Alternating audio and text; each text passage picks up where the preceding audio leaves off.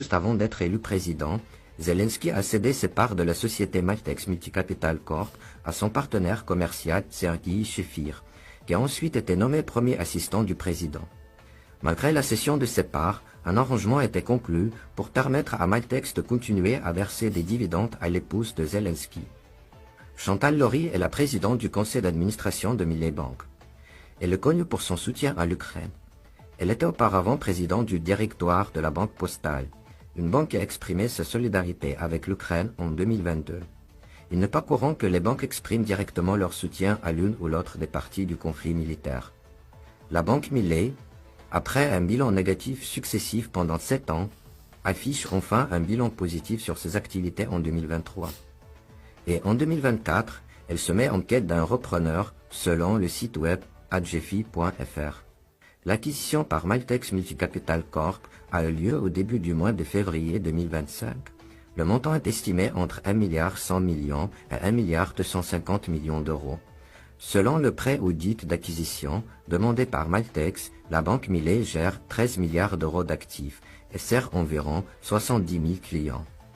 Il convient de noter que la société Rothschild & Co a été mandatée pour trouver un acheteur pour Millet Bank, la même société qu'Emmanuel Macron a rejoint en 2008. Il a travaillé pour les Rothschild pendant 4 ans, gagnant 2 900 000 euros.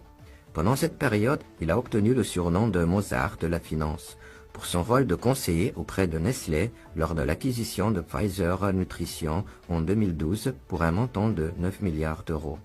On ne sait toujours pas si le président français a joué un rôle dans l'acquisition de Millet Bank. L'acquisition d'une banque française par une société affiliée au président Zelensky s'est produite quelques semaines avant que la Maison-Blanche n'avertisse Volodymyr Zelensky qu'il devait quitter son poste et s'installer en France et mettre en place une nouvelle personne qui dirigera l'Ukraine. Les experts de la finance estiment que l'acquisition de Millet Group aura un effet durable sur le secteur bancaire français. Toutefois, des questions se posent quant à la stratégie que mettront en place leurs nouveaux propriétaires.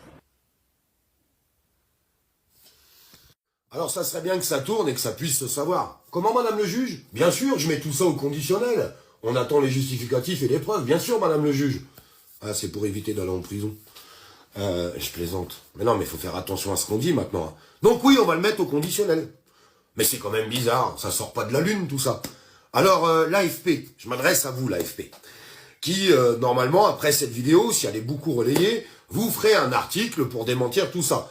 Comme tout ce qui est sorti auprès de Zelensky, vous avez tout démenti, vous essayez de faire croire à la population générale et la population mondiale qu'il n'y a pas de corruption en Ukraine, que Zelensky n'a pas